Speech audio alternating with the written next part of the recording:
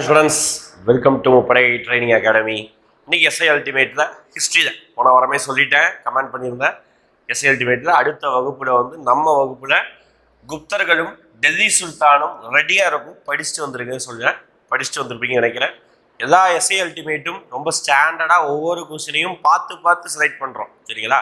சும்மா மொத்தமாக செலக்டெல்லாம் பண்ணலை. ஒவ்வொரு கொஸ்டினுமே டிஃப்ரெண்ட்டாக இருக்கணுங்கிறதுக்காக தான் செலக்ட் பண்ணுறது. உதாரணத்துக்கு குப்தர்கள் எடுத்திருக்கோம்னா கொடுக்கணும்னா சும்மா ரேண்டமான மன்னர்கள் மட்டுமே வராது. இங்கே பார்த்தீங்கன்னா மன்னர்கள், நிர்வாகம், மன்னரை பற்றினா மன்னருடைய பட்டப்பெயர், மன்னர் காலத்தில் என்ன நடந்தது, ஒரு கொஸ்டின் இயரை வச்சு அல்லது காலவரிசையை வச்சு, இந்த மாதிரி வித்தியாசமான கொஸ்டின் கொடுக்குறதுடைய நோக்கமே எல்லா மாணவர்களும், யூடியூப்ல பார்க்கக்கூடிய எல்லா மாணவர்களுமே இதை பயன்பெறணும். அதுக்கு தான், ஓகேங்களா? அதெல்லாம் எங்கேயும் ஸ்கிப் பண்ணாமல் பாருங்கள், தொடர்ந்து பாருங்கள், கமெண்ட் பண்ணுங்கள். கேட்கக்கூடிய கேள்விக்கு கடைசி கேள்வி கேட்குறேன், அந்த கேள்விக்கு கமெண்ட் பண்ணுங்கள், ஓகேங்களா? உங்களுக்கு ஏதாவது இந்த சப்ஜெக்டில் ஏதாவது டவுட்ஸ் இருந்ததுன்னா டவுட்ஸ் என்ன பண்ணுங்க, கேள்வியாக கேளுங்க கமெண்ட்ல. எவ்வளவோ விஷயம் பண்ணலாம், ஓகேங்களா? ரைட். எனிவே இப்போ ஃபஸ்ட்டு படிங்க. நல்லபடியாக எக்ஸாம் சீக்கிரமாக வந்திருக்கு, நல்லபடியாக படிங்க. கன்ஃபார்ம் இந்த தடவை எல்லாருமே பார்க்கணும், எல்லாருமே எஸ்ஐ ஆகணும், ஓகேங்களா? அந்த வெறியோடு நீங்கள் படிக்கணும், ஓகேங்களா? ஃபஸ்ட்டு போகலாமா? ஃபஸ்ட்டு குப்தர்கள். ஃபஸ்ட்டு டாபிக் பற்றி சின்னதாக சொல்லிடலாமா? குப்தர்கள் அப்படிங்கிறது பழைய, அதாவது பழங்கால வரலாறை சேரும், ஓகேங்களா? பழங்கால வரலாறுனா இது காலம் பார்த்தீங்கன்னா கிபி தோராயமா 300 ஒரு 500 அல்லது 550 வருஷம் சொல்லுவாங்க. கிபி தான், சரிங்களா? பொது ஆண்டுக்கு பின்பு, சரி, பொது ஆண்டு அப்படின்னு சொல்லுவாங்க. இது அதாவது ஏன்ஷியன் ஹிஸ்ட்ரின்னு சொல்லுவோம். இது மிடிவல் ஹிஸ்ட்ரி. டெல்லி சுல்தானை பொறுத்த வரைக்கும் இயர் அக்யூரேட்டா இருக்கும், டான்னு இருக்கும். அங்க குப்தர்கள்ல இயர் கொஞ்சம் முன்ன பின்ன இருக்கும். நிறைய புக்கில் எல்லாம் இயர் நீங்களே உங்க புக்கில் 6th புக்கில் குப்தர்கள் சம் இயர்ஸ் ஒரு மாதிரி இருக்கும், 11th புக்கு படிக்கும் போது சம் இயர்ஸ் ஒரு மாதிரி இருக்கும். ஆனால் டெல்லி சுல்தான் அப்படி கிடையாது, அக்யூரேட்டாக சூப்பராக கரெக்டாக இருக்கும், கன்ஃபியூஷன் கிடையாது, ஓகேங்களா? அப்போ ஈரை பொறுத்த வரைக்கும் இதுதான். இதை தோற்றுவித்த மன்னர் ஸ்ரீகுப்தர், இதை தோற்றுவித்த மன்னர் நம்ம குத்புத் ஐபக். இங்கே வம்சமெல்லாம் எதுவுமே கிடையாது, ஆனால் இங்கே மொத்தம் 5 வம்சம் இருக்கும். அது என்னங்கிறத கொஸ்டின் வருது, பின்னாடி பார்க்கலாம். 5 வம்சம் இருக்கும், ஓகேங்களா? இது ஃபுல்லாக இஸ்லாமிய மன்னர்கள் முதல் முறையாக இந்தியாவில் ஆட்சி புரிந்த வரலாறை பற்றி பேசுது. இது நம்ம சொந்த மண்ணில் வாழ்ந்த மன்னர்கள், ஹிந்து மன்னர்கள் இவர்கள், ஓகேங்களா? கலாச்சாரத்தின் அடிப்படையில் பார்க்கும்போது ஹிந்து கலாச்சாரம், ஓகேங்களா? சரி சார், ரெண்டு இதில் யார் சார் பெஸ்ட்டு? இங்கே பெஸ்ட்டுங்கிறத பேசுகிறத விட என்ன பேசிக்கலாம் அப்படின்னு ஒரே நிமிஷம். பெஸ்ட்டுங்கிறத பேசுகிறத விட இங்கே இவர்கள் இஸ்லாமிய கலாச்சாரத்தை இந்தியாவுக்குள்ள கொண்டு வரணுங்கிறதுக்காக இஸ்லாமிய கட்டிடங்கள், இஸ்லாமிய சட்டங்கள், இஸ்லாமிய வரிகள் எல்லாமே இஸ்லாமிய முறையாக இருக்கும். இந்துக்கள் ரூல் பண்ண அரசர்கள் வேணும்னா வரலாற்றுடைய பொற்காலம் என்று அழைக்கப்படுவது குப்தர்கள். மக்கள் சந்தோஷமா இருந்தாங்கன்னா, மக்கள் உண்மையா குப்தர் காலத்துல பெரிய அளவுக்கு மக்கள் சந்தோஷமான இல்லை. ஏகப்பட்ட சமுதாய தீமைகளே குப்தர் காலத்துல தான். இப்போ நம்ம ஃபாலோ பண்ணிட்டு இருக்க நிறைய சிஸ்டம், மோசமான விஷயமெல்லாம் குப்தர் காலத்துல தான் தலை தோங்கியது. குழந்தை திருமணம், விதவைகளுக்கு மறுமணம் கிடையாது, சதி என்கிற உடன்கட்டை ஏறும் வழக்கம். என்ன விஷயம் பாருங்க, எவ்வளவு கொடுமையான விஷயம். எல்லாமே குப்தர் காலத்துல மிகப்பெரிய அளவுக்கு தலைத்தோம். ஜாதி அமைப்பு, ஓகேங்களா? 4 வர்ணாசிரமம் 40-400 அமைப்புகளாக மாறினது குப்தர் காலத்துல தான், ஓகேங்களா? எனிவே இப்போ பொற்காலம் சொல்றாங்க, ஆனா மக்கள் சந்தோஷமா இல்லை. இவர்கள் நல்ல நிர்வாகம் பண்ணாங்க, ஆனா அங்கங்க நிறைய ஃபைட்டு, அது இதுன்னு ஏகப்பட்ட சீரழிவுகளும் இருந்தது. ஒரு சில மன்னர்கள் இந்தியாவை தன்னுடைய பூர்வீகமாக எடுத்துக்கொண்டு ரூல் பண்ணாங்க. ஒரு சில மன்னர்கள் வெளியே இருக்கக்கூடிய கண்ட்ரோலை வச்சு தான் ரூல் பண்ணாங்க, ஓகேங்களா? ரைட், பார்க்கலாம். சப்ஜெக்ட்ல போயிடலாம். ஃபர்ஸ்ட் கொஸ்டின் பார்க்கலாமா? First question match the following. பொறுத்துக கொஸ்டின் கேட்டிருக்காங்க, ஓகேங்களா? பொறுத்துகையில் அது என்ன கேட்டிருக்காங்க, குப்தர் காலத்தில் இருக்கக்கூடிய நிர்வாகத்தில் நிலங்களை பிரிப்பாங்க. குப்தர்கள் டாபிக் எடுத்துக்கினா மன்னரை பற்றி படிக்கணும். அடுத்து நிலத்தை என்னவா பிரிச்சிருக்காங்க, என்னென்ன வரிகள் போட்டாங்க, வணிகர்களுடைய வகை என்ன, ஓகேங்களா? அப்புறம் அதிகாரிகளுடைய பெயர் என்ன, இவ்வளவுதான். இதை மட்டும் நீங்க படிச்சிட்டீங்க வச்சுக்கோங்களேன், முடிஞ்சு போச்சு குப்தர்களுடைய நிர்வாகம், ஓகேங்களா? அப்போ என்ன வகையெல்லாம் பிரிச்சிருக்காங்கன்னா ஒரு 6-7 வகையா பிரிச்சிருப்பாங்க. வரிகள் 12 வரிகள் இருக்கும். வணிகர்கள் 2 வகை வணிகர்களா, சிரேஸ்தி சார்தவாகான்னு இருக்கும். அதிகாரிகளை பொறுத்த வரைக்கும் மகா தண்டநாயகா, பாலத்ரி, கிருதிகா அப்படின்னு சொல்லிட்டு 4-5 அதிகாரிகளுடைய பெயர், அது என்ன பதவிங்கிறத படிக்கணும், ஓகேங்களா? இப்போ நான் எதை சுட்டு சொல்றேன், நிலத்தை மட்டும் சொல்றேன், ஓகேங்களா? அப்போ நிலத்தை பொறுத்த வரைக்கும் கிலா, அப்ரகதா, சேஸ்திரா, கபத சரகாட நிறைய கிளாஸ்ல சொல்லியிருக்கேன். கிலா தேவை இல்லாத என்ன செய்வோம், கீழே போடுவோம். தேவை இல்லாதது வேஸ்ட், தரிசு நிலம். அப்ப கிலானா தரிசு நிலம், வேஸ்ட் லேண்ட் பாருங்க. அடுத்து அப்ரகதா, காடெல்லாம் அழிக்கிறாங்க. ஒரு தாத்தா போய் கேட்கிறாரு, காடை ஏன்டா அழிக்கிறீங்க அப்படின்னு சொல்லிட்டு பையன் கேட்கிறாரு. காடெல்லாம் அழிச்சிங்கன்னா எப்படிரா தண்ணி இருக்கும், எப்படிரா மழை வரும், அப்புறம் ஃபியூச்சரில் எப்படிரா வாழ முடியும் கேட்குறாங்க. தாத்தா அப்புறம் கதை அப்புறம் பார்த்துக்கிறேன் காட்டு அழிக்கிறது அப்படின்னு சொல்லிட்டு காடு அப்படின்னா அப்புறம் கதை. ஓகேங்களா? 4 சேஸ்திரா, இது கேத்ரா கிடையாதுப்பா, சேஸ்திரா, எஸ் தான். ஓகேங்களா? சேஸ்திரா. ஓகேங்களா? சேத்துனா சேத்துல இறங்குனாதான் விவசாயம் பண்ண முடியும். அப்போ விவசாய நிலம், பயிரிடக்கூடிய நிலம். ஓகேங்களா? அப்போ 2. அடுத்து கபத சரகா, இதை கபடி அப்படின்னு ஞாபகம் வச்சுக்கோங்க. கபத சரகா கபடி அப்படின்னு ஞாபகம் வச்சுக்கோங்க. ஆடு மேய்க்கும் போது ஆட்டுக்குட்டி, பெரிய கிடா அதெல்லாம் ஓடாது. ஆட்டுக்குட்டி பார்த்தீங்கன்னா துருன்னு ஓடிட்டே இருக்கும். அதை பிடிக்கணும்னா அப்படி கபடி ஆடுற மாதிரி பிடிக்கணும். அப்போ கபத சரகான ஆடுனா மேய்ச்சல் நிலம். ஓகேங்களா? முடிஞ்சு போச்சு. அவ்வளோ மேட்ச் பண்ணிடலாமா? 3 4 2 1 3 4 2 1 3 4 2 1 ஆப்ஷன் தான் இருக்கு. முடிஞ்சு போச்சு. ஓகேங்களா? அப்போ இன்னும் வந்து இதே மாதிரி வரிகள் இருக்கும். காரா, ஓகேங்களா? கிராம மக்கள் மீது விதிக்கப்படக்கூடியது. நோட் பண்ணிக்கோங்க. காரா கிராம மக்கள் மீது விதிக்கப்படுவது. ஓகேங்களா? சுல்கா அப்படின்னா சுங்கவரி அப்படின்னு சொல்லுவாங்க. ஃபுல்கா கிடையாதுப்பா, சுல்கா. ஓகேங்களா? சுங்கவரி. ஹிரண்யா தங்கத்தின் மீதான வரி. ஓகேங்களா? இந்த மாதிரி ஒரு 4-5 வரி இருக்கும். பாஹா, போஹா, அப்புறம் வந்து உதியங்கா, வாத பூதா. எப்படி பாருங்க, பேரை பாருங்க, எல்லாமே சமஸ்கிருத பேரை தான் இருக்கும். இது எல்லாமே ஏன்னா குப்தர்களுடைய அலுவலக மொழியே என்னதுதான், சமஸ்கிருத மொழி தான். ஓகே. இப்போ வாத பூதா, பூதம்னா இந்த பேய் பிசாசு. அப்போ ரிச்சுவல்ஸ், சமய சடங்குகள் மீது விதிக்கப்படக்கூடிய வரிக்கு பேர் தான் பூதா அப்படின்னு சொல்றாங்க. சரிங்களா? ரைட், அடுத்து போலாமா? அடுத்து 2வது கொஸ்டின் பாருங்க. லிச்சாவி இளவரசியான குமாரதேவியை திருமணம் செய்தவர் யார்? என்ன சார் இப்படிதாம கேள்வி கேட்பாங்க திருப்பி சொல்லிட்டேன். ஓகேங்களா? எல்லா மன்னர்களுடைய பர்சனல் டீட்டெயில் கேட்க மாட்டாங்க. ஒரு சில மன்னர்கள் கல்யாணம் பண்ணுறது, அவங்க பொண்ணை கெட்டி கொடுத்தது, அவங்க மனைவி பேர் என்ன, பொண்ணு பேர் என்ன, இது மாதிரி தான் கொஸ்டின் வந்திருக்கு. அதனால நம்ம வந்து திருப்பி அந்த கொஸ்டின் வைக்கிறோம். அப்போது இது வந்து வரலாற்று ரொம்ப முக்கியமான சம்பவம். ஒரு மன்னர் சண்டை போட்டு, போர் புரிந்து, வேர்வை சிந்தி, ரத்தம் சிந்தி நாட்டை கைப்பற்றுவது கடினம் அப்படின்னு நினைச்சாரு. அதனால சிம்பிளா பக்கத்து நாடை பார்க்குறாரு. தூரமாக இருந்து பக்கத்து நாடை பார்க்குறாரு. பக்கத்து நாட்டு ராஜாவுக்கு ஒரே பொண்ணு தான். அந்த பொண்ணை கல்யாணம் பண்ணிக்கிட்டா அந்த நாடும் நம் நாடே, முடிஞ்சு போச்சு. அப்படிதான் ஒருத்தர் பண்ணியிருக்காரு. அவர் தான் முதலாம் சந்திரகுப்தர். ஓகேங்களா? இவர் தான் குப்த வம்சத்துடைய 3வது மன்னர். ஓகேங்களா? நல்லா கவனிச்சுக்கோங்க. குப்த வம்சத்துடைய 3வது மன்னர். அப்போ குப்த வம்சத்தை தோற்றுவித்தவர் ஸ்ரீகுப்தர், முதல் மன்னர். ஸ்ரீகுப்தருடைய மகன் பேரு கடோத்கஜர், 2வது மன்னர். இவங்க 2 பேரும் பெரிய அளவுக்கு எதுவும் பண்ணலையா அல்லது நம்ம கிட்டக்கு வரலாறு இருக்கா இல்லையான்னு தெரியல. ஓகேங்களா? எப்பவுமே வரலாறு என்ன இருக்குதோ அதை வச்சுதான் நம்ம டேட்டா சொல்றோம். ஓகேங்களா? அப்போ இவங்களை பத்தி பெரிய அளவுக்கு சோர்ஸ் இல்லை. சும்மா 2-3 கல்வெட்டுக்கு இருக்குது, அவ்வளவுதான். ஓகேங்களா? ஆனா முதலாம் சந்திரகுப்தரை பத்தி நிறைய டீட்டெயில் இருக்குது. அதனால அவர் நிறைய பண்ண மாதிரி இருக்குது. ஓகே. முதலாம் சந்திரகுப்தர் வந்து லிச்சாவி இளவரசி குமாரதேவியை திருமணம் செய்தார். லிச்சாவி இளவரசினா, லிச்சாவிங்கிறது ஒரு ஊர் பேர். ஓகேங்களா? எங்க இருக்குன்னா பீகார், நேபாளம் அந்த சைடு இருக்கக்கூடிய ஒரு ஊர் தான் லிச்சாவி. அந்த ஊர் இளவரசி, ஒரே இளவரசி குமாரதேவி, அந்த அம்மாவை திருமணம் செஞ்சாங்க. அந்த நாடு பாடாலிபுத்திரா தான் குப்தாவுடைய கேபிட்டல். லிச்சாவையும் சேர்த்து ஒரு பெரிய நாடாக மாறிட்டு நாட்டுடைய இதை விரிவாக்கம் பண்ணிட்டாரா இவர். சண்டை போடாம கல்யாணம் பண்ணி, இப்படி பாருங்க மனுஷன். அப்போ முதலாம் சந்திரகுப்தருக்கு அடுத்து அவன் பையன் வருவான். அது ஆப்ஷன் கொடுக்குற சமுத்திரகுப்தான் இருப்பான். ஆனா அவன் வந்து அப்பா மாதிரிலாம் கிடையாதுப்பா. உன்னே இறங்கி சண்டை போட்டான். தட்சிணபாத படையெடுப்பு 12 மன்னர்களை தோற்கடித்தான். இப்படி பாடாலிபுத்திரல இருந்து நம்ம ஊர் வரைக்கும் வந்திருக்கான்ப்பா, காஞ்சிபுரம் வரைக்கும் வந்திருக்காங்க. உண்மையா வீரம் இருக்குது. ஓகேங்களா? பையனுக்கு இவர் கல்யாணம் பண்ணிருக்காரு. கல்யாணம் பண்ணது யாருன்னு கேட்பாங்க. ஓகேங்களா? அப்போ இந்த இதில் மட்டும்தான் இந்த கல்யாணம் பண்ணது யார் வரும், பின்னாடி ஒரு பொண்ணோட, இவருடைய பொண்ணு பேர் வரும், பின்னாடி சொல்றேன். சரிங்களா? அடுத்து சீன பௌத்த துறவி. ஓகேங்களா? சீன பௌத்த துறவி, அதுலேயே ஆப்ஷன் கொடுத்தாங்க. சீனாவில இருந்து வந்திருக்காரு. எந்த மதத்தை சேர்ந்தவராமா? பௌத்த மதத்தை சேர்ந்தவராமா. பேர் என்ன? அவர் பேர் ஃபாஹியான். கொஞ்சம் சீனாவில இருந்து வந்தாலே இந்த பசங்க பேரே அப்படி வித்தியாசமா தான் இருக்கும். ஃபாஹியான். யுவான் சுவாங், எப்படி பாருங்க, மூக்க வச்சு சொல்லணும். எப்படி? யுவான் சுவாங்க மூக்க வச்சு தான் சொல்லணும். ஓகே. அடுத்து ஈட் சிங். இவங்க 3 பேர் சீனாவில இருந்து பௌத்த மதம் சார்பாக வந்திருப்பாங்க. இதே மாதிரி வேற வெளிநாட்டில இருந்து போன தடவை கேட்ட நினைக்கிறேன், மார்க்கோ போலோ, அப்புறம் வந்து பார்த்தீங்கன்னா டோமிங்கோ பயஸ், ஓகே, இந்த ஈபின் பதுதா, எப்படி பாருங்க, இந்த மாதிரி நிறைய புலவர்கள் வருவாங்க. ஓகே, வெளிநாட்டிலிருந்து பயணிகள். அதே ஃபாஹியான் யாருடைய காலத்தில் இந்தியாவுக்கு வருகை புரிந்தார் அப்படி இருக்கு. அப்போ குப்தா டைம்ல தான் வந்திருக்காரு. அப்போ 4மே குப்தர் மன்னர்கள் தான். போச்சு, கொஞ்சம் நீ செலக்ட் பண்ணி தான் தேர்ந்தெடுக்கணும். ஓகே. இப்போ யாரோட டைமில் வந்தாங்கன்னா, நான் சிம்பிளாக ஷார்ட்கட் சொல்கிறேன். யாரோட டைமில், நல்லா வச்சுக்கோங்க, யாரோடைய டைமில் நவரத்தினம் இருந்ததோ அந்த நவரத்தினத்தை பார்க்க வந்திருக்காரு அப்படின்னு ஞாபகம் வச்சுக்கோங்க. சரி, இல்லை அது ஞாபகம் வைக்க முடியாது அப்படின்னா 2ஆம் சந்திரகுப்தர்னு ஒரு மன்னர் இருப்பார், அவருடைய காலகட்டத்தில் வந்திருப்பார். ஓகே, கொஞ்சம் எப்படியா ஞாபகம் வச்சுக்கோங்க. ஓகேங்களா?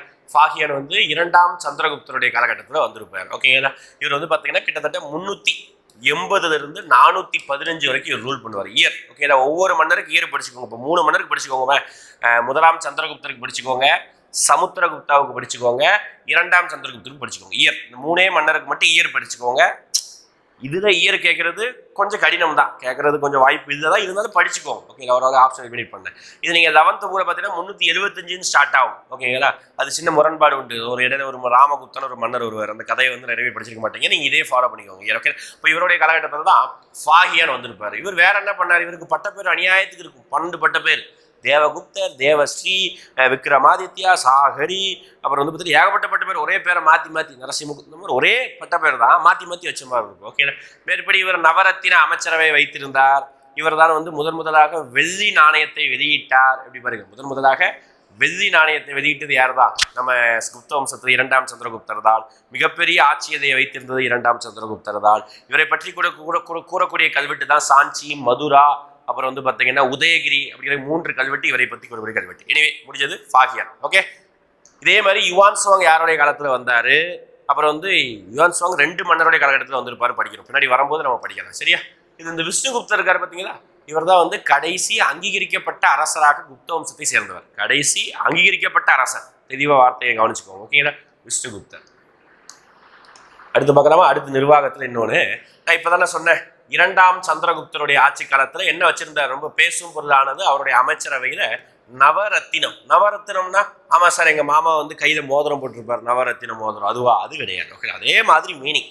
நவம்னா என்னது, நவகிரகம். நவரத்தினம் நவம்னா 9ன்னு அர்த்தம். அப்போ ரத்தினம் மாதிரி 9 அமைச்சர்களை வச்சிருந்தார்.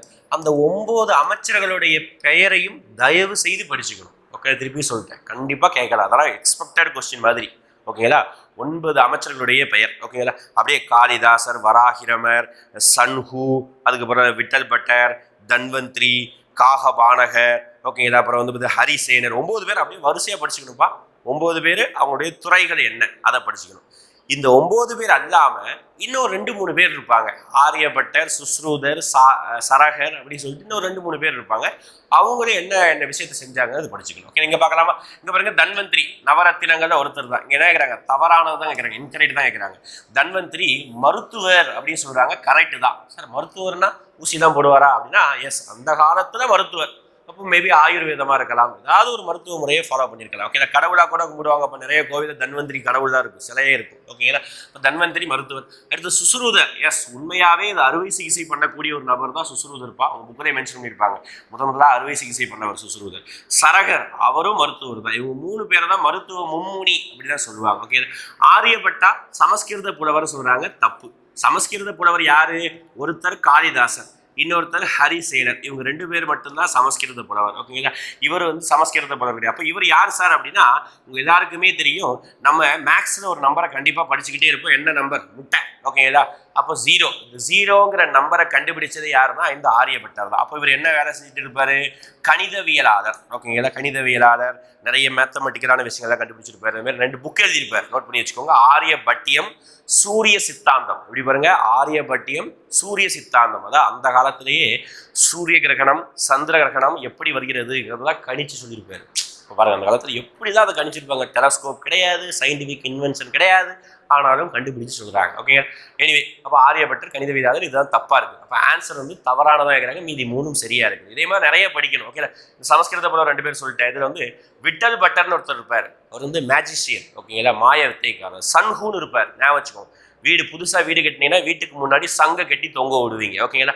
அப்போ வீடு முன்னாடி சங்கு இருக்குது, அப்போ சன்ஹூ அப்படின்னாலே கட்டிடக்கலை நிபுணர், புரியுதா. இந்த மாதிரி நிறைய விஷயம் நம்ம படிக்கிறோம், உண்மையாகவே நிறைய படிக்கிறோம் ஓகேங்களா. நிறைய விஷயம் மறந்து போகும். ஒரு விஷயம் ஞாபகம் வர இன்னொரு விஷயம் மறந்து போகுதா இருக்கும். அது மனிதனுடைய இயல்பு தான்.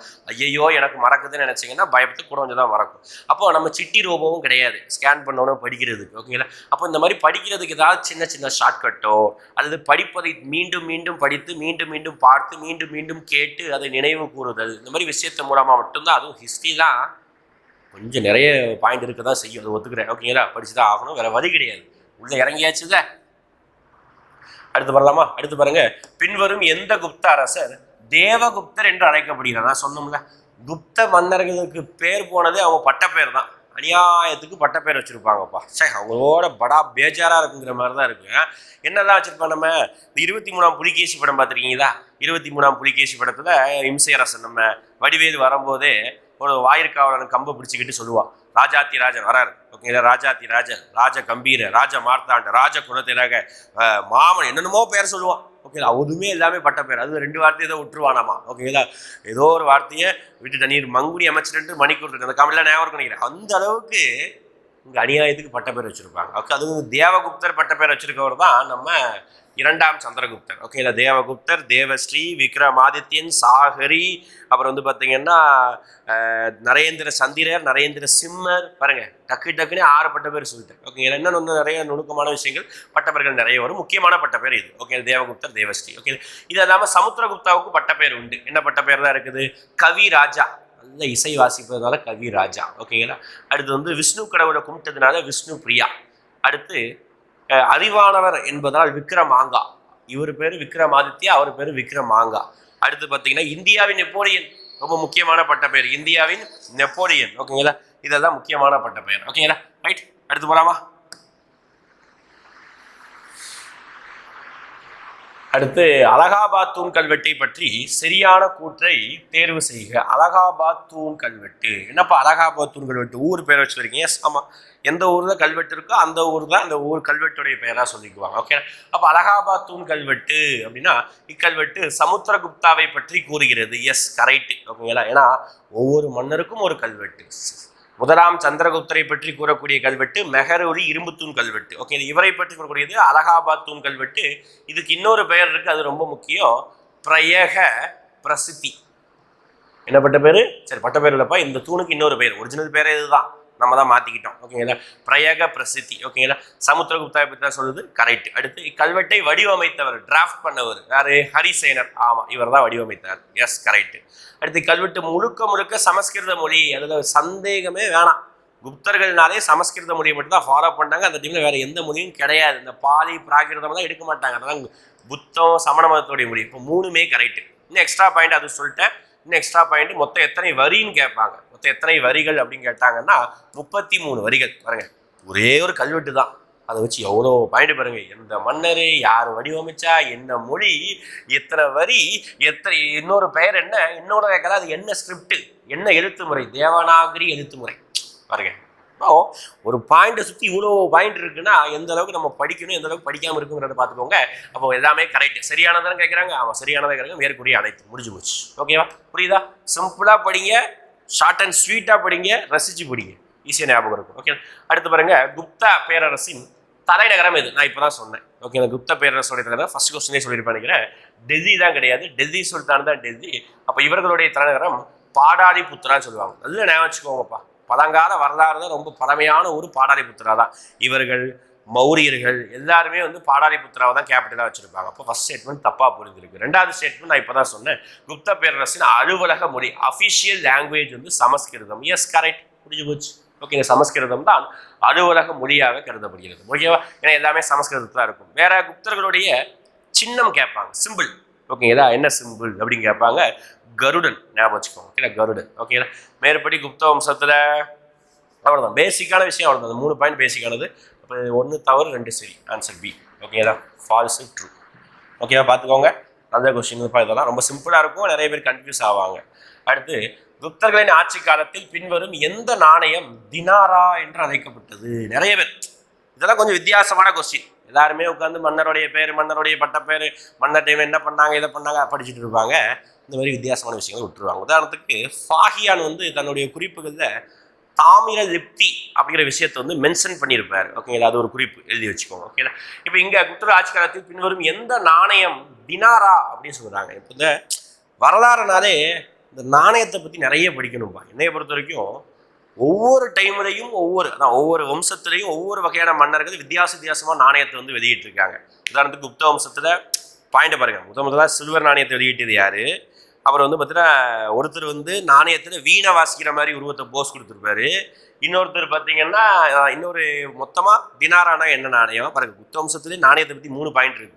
இன்னும் படிக்கலாம், இன்னும் 2-3 பாயிண்ட் வரும். ஓகே, இது மாதிரி டெல்லி சுல்தானில் நாணயத்தில் என்ன யார் என்ன பண்ணா, டாங்கா ஜிட்டால் வெளியிட்டது யார், யார் வந்து நவீன நாணய முறையின் தந்தை யார், யார் வந்து 178 கிராம் எடையுள்ள நாணயத்தை வெளியிட்டது யார், யார் வந்து பார்த்தீங்கன்னா அடையாள செம்பு நாணயத்தை வெளியிட்டது யார். பாருங்கள், நாணயங்கிற ஒரு விஷயம்தான்.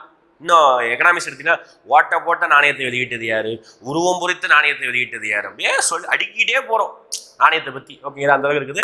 குப்தர்கள் ஆட்சி காலத்தில் பின்வரும் எந்த நாணயம் தினாரா என்று அழைக்கப்படுகிறது. ஓகேங்களா, ரைட். அப்படி பார்க்கும்போது எந்த நாணயம் அப்படின்னா நம்மளுடைய தங்க நாணயம் தான். ஏன்னா குப்தர்கள்னாலே மேக்சிமம் அவங்க தங்க நாணயத்தால் வெளியிட்டாங்க. நம்ம 2ஆம் சந்திரகுப்தர் தான் வெளி நாணயத்தை வெளியிட்டிருப்பார். ஓகேங்களா, ரைட். அந்த கொஸ்டின் பயதான்.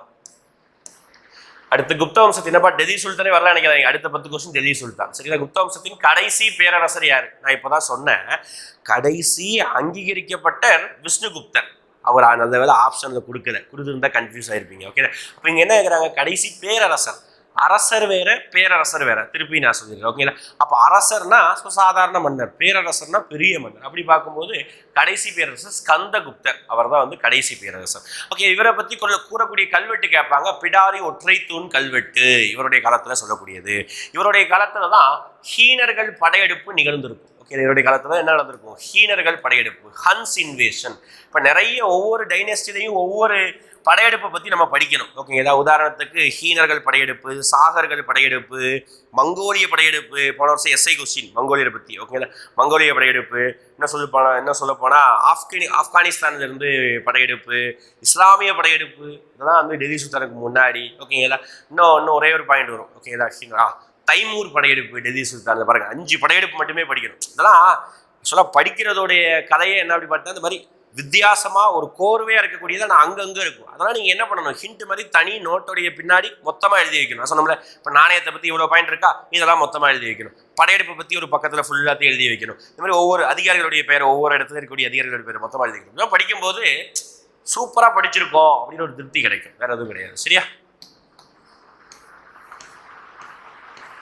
அடுத்து குப்தர் காலத்தில் ஒற்றர்களை கொண்ட உளவு அமைப்பு, உளவு இதுதான் வைக்கணும். ஓகேங்களா, உளவு அமைப்பு எவ்வாறு அழைக்கப்பட்டதுன்னு கேட்குறாங்க. அப்போ ஒற்றர்கள் அப்படின்னாலே வேவு பார்க்கறதுக்காக ஸ்பை, அவ்வளோதான். அர்த்தம் இருக்கா மேலே? எஸ், ஸ்பைஸ் இருக்கா. அப்போ ஸ்பைனா தூதகா. ஓகேங்களா, குப்தர் காலத்தில் ஸ்பைகளுடைய பேர் தூதகா.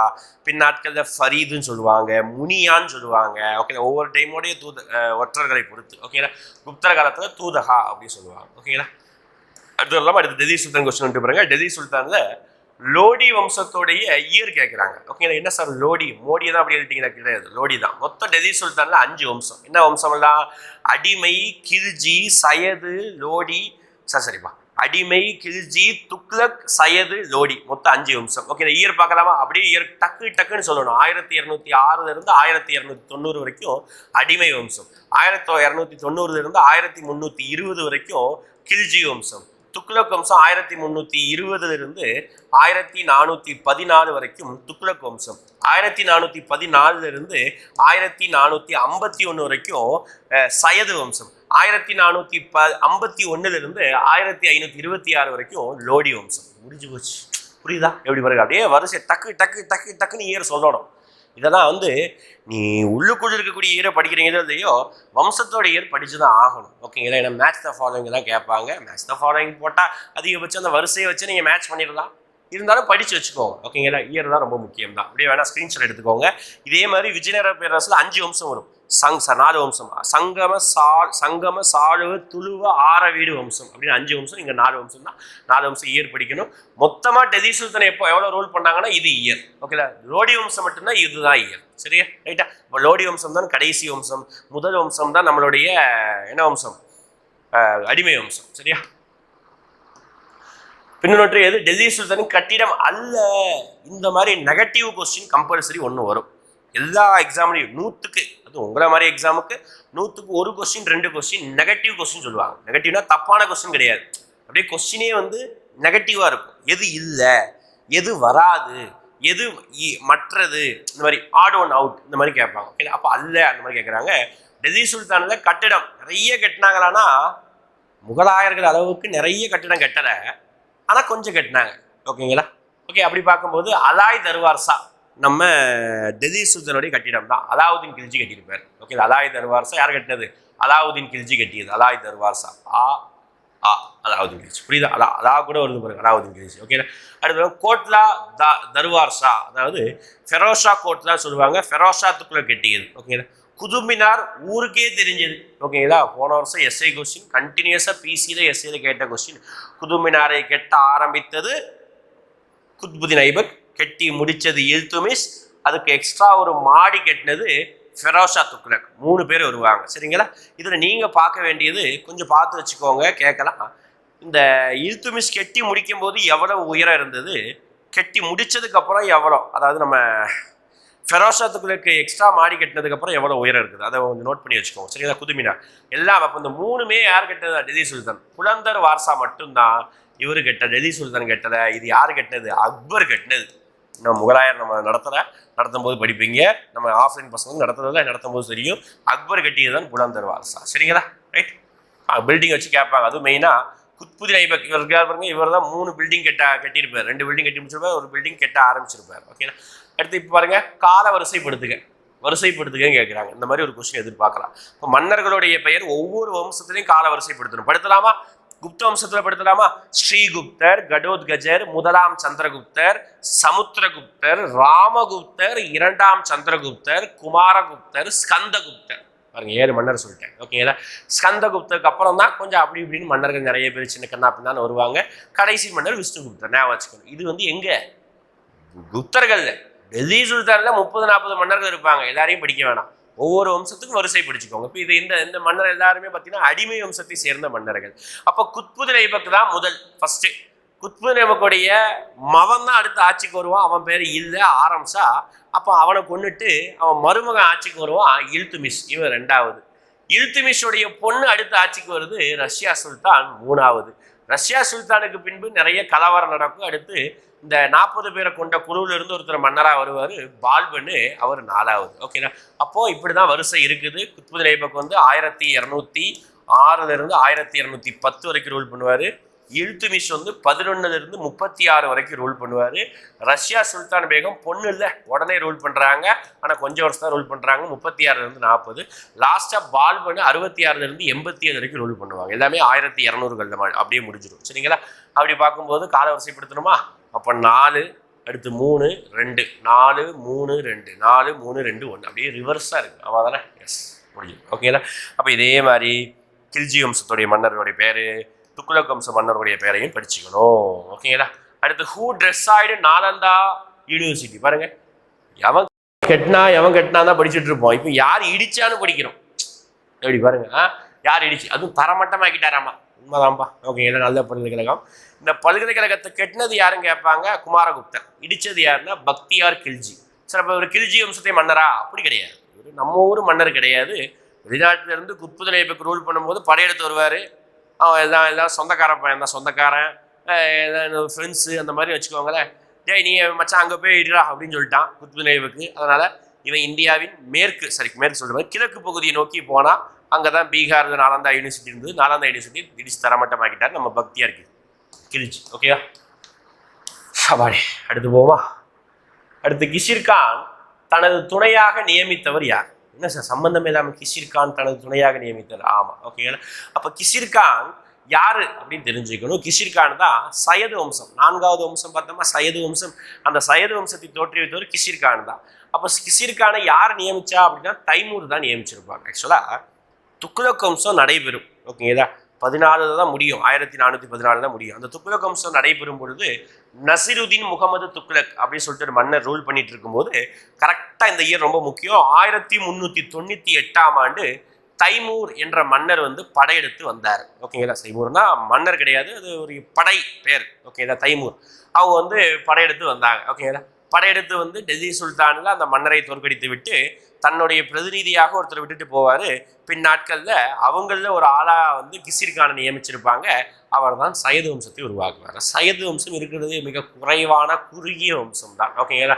கிஷிர்கான். ஓகே, புரியுதா? அர்த்தம் புரியுதா? அப்போ கிஷிர்கானை நியமித்தது யாருன்னா தைமூர். தைமூர் எந்த வருஷம் படையெடுத்தாங்க நோட் பண்ணிக்கோங்க, 98, 1398. அடுத்து மிக மிக மிக மிக முக்கியமானது, எதிர்பார்க்கக்கூடியது, நல்ல கொஸ்டின், நல்ல ஜாலியாக ஹிஸ்ட்ரியில் படிக்கக்கூடிய கொஸ்டின்னா சித்தூர் படையெடுப்பு. ஓகேங்களா. சித்தூர் சித்தூர்னா சார் ஆந்திரா பக்கத்தில் இருக்க அந்த சித்தூர் கிடையாது, ராஜஸ்தான் இருக்கக்கூடிய சித்தூர். ஓகேங்களா? அப்போ சித்தூர் சூறையாடல் என்னைக்கு அப்படின்னு கேட்டிருக்காங்க. 1303. என்ன சார் வெறும் சித்தூர் சூறையாடல் அப்படின்னா, நம்ம டெல்லி சுல்தானில் ஒரு மன்னர் இருந்தார், கம்பீரமான மன்னர். ஓகேங்களா? கொடூரமான மன்னர். இப்படிதான் ஒரு மனுஷன் இருப்பானா அப்படிங்கிற அளவுக்கு அந்த மன்னர் இருப்பார். ஆனால் உண்மையாக நல்ல நிர்வாகி, அதில் பாராட்டலாம். ஓகேங்களா? அவன் தான் யார்? அலாவுதீன் கில்ஜி. அலாவுதீன் கில்ஜி நிறைய படையெடுத்திருப்பார். ஓகே, அலாவுதீன் கில்ஜி படையெடுப்புகளே நம்ம ஒரு பேஜில் வந்து எழுதியிருப்போம், வருஷம் போட்டு மன்னர் பேரை போட்டு அவர் எந்த வம்சத்தை சேர்ந்தவர் எந்த ஊருக்காரர் தான் எழுதியிருப்போம். அதில் ராணி பத்மாவதிக்காக சித்தூரை போய் படையெடுத்திருப்பாங்க. அதுதான் சித்தூர் சூறையாடல் 1303. ஓகேங்களா? இது இல்லாமல் தேவகிரி, வாராங்கல், துவார சமுத்திரா, நம்ம ஊருக்கு மதுரைக்கு வரைக்கும் படையெடுத்திருப்பாரு அலாவுதீன் கில்ஜி. ரைட். அடுத்த பிறகு இப்போ தான் நம்ம பார்த்துட்டோம் அலாய் தர்வார்ஸா. அலாய் அப்படின்னு ஆரம்பிக்குது. அலாய் அப்படின்னாலே அலாவுதீன் கில்ஜி முடிஞ்சு அவ்வளோ. இவர் தான் கட்டியிருப்பார். சரிங்களா? பில்டிங்ஸ் பார்த்துக்கோங்க, யார் யார் என்னென்ன பில்டிங்ஸ் கட்டினாங்க சொல்லிட்டு. அடுத்து பாருங்க, செம்பு, வெள்ளி, தங்கம் நாணயங்களை அறிமுகம் செய்தவர் இல்துமிஷ். ஓகேங்களா? இல்லைப்பா சார் சார் தங்கம் சொல்லக்கூடாது, செம்பு, இரும்பு, வெள்ளி, செம்பு, வெள்ளி, தங்கா, ஓகேங்களா, டாங்கா நாணயங்களை அறிமுகப்படுத்தியவர் இல்துமிஷ் சொல்றாங்க. கரெக்டு. இல்துமிஷ் அடையாள நாணயங்களையும் அறிமுகப்படுத்தினார், அது தப்பு. ஓகேங்களா? இல்துமிஷ் அடிமை வம்சத்தில் நாணயத்தில் சின்னதாக ஒரு சில சேஞ்சஸ் கொண்டு வந்திருப்பாரு, டாங்கா, ஜிட்டால் அந்த மாதிரி கொண்டு வந்திருப்பாரு. ஆனால் அடையாள நாணயத்தை கொண்டு வந்தது அவர் கிடையாது. யாரு? நம்ம முகமது பின் துக்ளக். அவர் தான் வந்து அடையாள நாணயத்தை கொண்டு வந்திருப்பாரு. செம்பு நாணயம், அது அடையாள நாணயம். ஓகேனா? முதல் ஸ்டேட்மெண்ட் கரெக்ட், ரெண்டாவது தப்பு. என்ன சரியானதான் இருக்கிறாங்க, ஒன்று மட்டும்தான் சரி. சரியா? அடுத்து பண்டகன் அப்படிங்கிற ஒரு வார்த்தை. ஓகேடா? இந்த வார்த்தை நிறைய பேர் படிச்சிருக்க மாட்டீங்க, ஏன்னா இந்த பாயிண்ட் வந்து 11th புக்கில் மட்டும்தான் இருக்கும், பாக்ஸ் போட்டு கொடுத்துருப்பாங்க. முக்கியம், டூயினோ புத்தகத்தில் கூட இருக்கும். பண்டகன் என்பது எம்மொழி சொல், பாரசீக மொழி. ஓகேங்களா? டூயினோ புத்தகத்தை ரொம்ப நல்லா படிச்சுக்கோங்க. டூயினோ புத்தகம் நிறைய கை கொடுக்கும், நிறைய கொஸ்டின் டூயினோ புத்தகத்திலிருந்து வரும். ஓகேங்களா? கம்பல்சரி. உங்களுக்கு தெரியுமா பாக்ஸ் கொஸ்டின் ஒரு புக் இருக்கும்ல, அந்த புக்கை நல்லா படிங்க, டெய்லி உட்காந்து படிங்க. 5 பக்கம் படிச்சிங்கன்னா கூட தப்பே கிடையாது. ரிவிஷன் பண்ணுங்க, நிறைய பாயிண்ட் இருக்கும் அதில். ஓகேங்களா? படிக்க படிக்க மறக்கும், டெய்லியும் பார்க்கணும். ஓகேங்களா? நான் அடிக்கடி புக்கை பார்க்கும்போது புக்கு அழுக்காக இருக்கணும், அழுக்காக இருந்தால் நீங்கள் படிச்சிட்டீங்கன்னே அர்த்தம். ஓகேங்களா? ரைட். அப்போ பாரசீக மொழி தான் பண்டகன் அப்படி சொல்லுவாங்க. அதே மாதிரி பண்டகன்னா என்ன அர்த்தம் அப்படின்னா அடிமைன்னு அர்த்தமாகும். ஓகேங்களா? அடிமை. அடுத்து கீழ்கண்டவற்றில் யார் இல்துமிஷின் மகன்? எப்படி பாருங்க சார். என்ன சார், குத்புதீன் ஐபக்கின் மகன் தானே சொன்னீங்க? ஆமாம், குத்புதீன் ஐபக் மகன் ஆரம் ஷா. குத்புதீன் ஐபக்குடைய மருமகன் தான் இவன் நம்ம இல்துமிஷ். ஓகேங்களா? இல்துமிஷுக்கு மகன் இருக்கா? ஆமாப்பா, 12 மகன். ஓகேங்களா? அதை ஒருத்தன் கூட ஒன்றுத்துக்கு உதவாதவனா இருப்பான். அதனால தான் அவர் அந்த பொண்ணை வந்து ராணியாக போட்டிருக்காங்க. இருந்தாலும் பின்னாட்களில் அந்த பொண்ணை வந்து கொன்னுட்டோ அல்லது ஆட்சியிலேருந்து இறக்கிட்டோ இன்னொரு பையன் ஆட்சிக்கு வருவான், அவன் தான் அவன் மகன் சொல்கிறாங்க. ஆப்ஷன் அடிப்படையில் இவர் கிடையாது, இவரும் கிடையாது, இவரும் கிடையாது. அப்படி பார்த்தா இவர் தான் ருக்குதீன் ஃபெரோஸ். அவர் பேரும் அதுதான், மூத்த பையன் இவர் தான். ஓகேங்களா? யார்? இல்துமிஷுடைய மகன்களில் ஒருவர் மகன். ஓகேங்களா? லாஸ்ட் கொஸ்டின், உங்களுக்கான கொஸ்டின். நான் டிஸ்கஸ் பண்ணும்போது இந்த கொஸ்டினுக்கு ஆன்சர் சொல்லலை, இருந்தாலும் நீங்கள் படித்தோ தேடியோ ஆன்லைனில் தேடி கூட பதில் சொல்லுங்கள். அப்போ தான் வந்து உங்களுக்கு என்ன இருக்கும் அப்படி பார்த்தீங்கன்னா இந்த தேடக்கூடிய ஆர்வம், தெரியக்கூடிய விஷயங்கள் தான் தெரியும். ஓகேங்களா? இந்த கொஸ்டின் ஆன்சர் சொல்லுங்கள். லோடி வம்ச ஆட்சியை தோற்றுவித்தார், ஃபவுண்டர் ஆஃப் லோடி டைனஸ்டி அப்படின்னு கேட்குறாங்க. ஓகே, நல்லா ஈஸியான கொஸ்டின் தான், தேடினீங்கன்னா வந்துடும். ஓகேங்களா? எனவே முடிஞ்சது. இறுதியாக ஒரு 5 கேள்வி சொல்லணும்ல, அந்த 5 கேள்வியை சொல்லிடுறேன். அடுத்த வாரம் என்ன எபிசோடுங்கிறதையும் சொல்லிடுறேன். ஓகேங்களா? இப்போ 5 கொஸ்டின் கேட்டுடலாமா? 5 கொஸ்டின் கேட்கறதுக்கு முன்னாடி டாபிக் சொல்லிடுறேன். அடுத்த எபிசோடு, என்னுடைய எபிசோடு அடுத்த வாரம் என்ன இருக்கும் அப்படின்னு பார்த்தீங்கன்னா, பிற்கால சோழர்கள், பிற்கால பாண்டியர்கள், பல்லவர்கள், தென்னிந்திய அரசுகள்னு ஒரு டாபிக் இருக்கும் புக்கில், படிங்க. நம்ம மெட்டீரியலில் கூட அப்படி தான் இருக்கும். அதில் பல்லவர்கள் நல்லா படிச்சுக்கோங்க, பிற்கால சோழர்கள், பிற்கால பாண்டியர்கள் நல்லா படிச்சுக்கோங்க. லாஸ்ட் 5 கொஸ்டின் கேட்டுடலாமா? முதல் கொஸ்டின், அடிமை வம்சத்தை தோற்றுவித்தவர் யார்? கமெண்ட் பண்ணுங்க. குதும்பினாருக்கு கூடுதலாக ஒரு மாடி அமைத்தவர் யார்? கமெண்ட் பண்ணுங்க. குப்த வம்சத்துல முதலாக வெள்ளி நாணயத்தை வெளியிட்டது யாரு? கமெண்ட் பண்ணுங்க. அடுத்து வந்து பார்த்தீங்கன்னா, குப்த வம்சத்துல யாருடைய கல்வெட்டு மெஹரவுலி இரும்புத்தூண் கல்வெட்டு? கமெண்ட் பண்ணுங்க. 5வது question, last and final question, வரிகள் இருந்து கேட்குற வாத பூதா அப்படின்னா என்ன வரி? அது கமெண்ட் பண்ணுங்க. அடுத்த வாரம் சந்திக்கலாம். உங்க நேமோட கமெண்ட் பண்ணுங்க, அப்போதான் ஃபாலோ பண்றதுக்கு ஈஸியாக இருக்கும். தேங்க்யூ.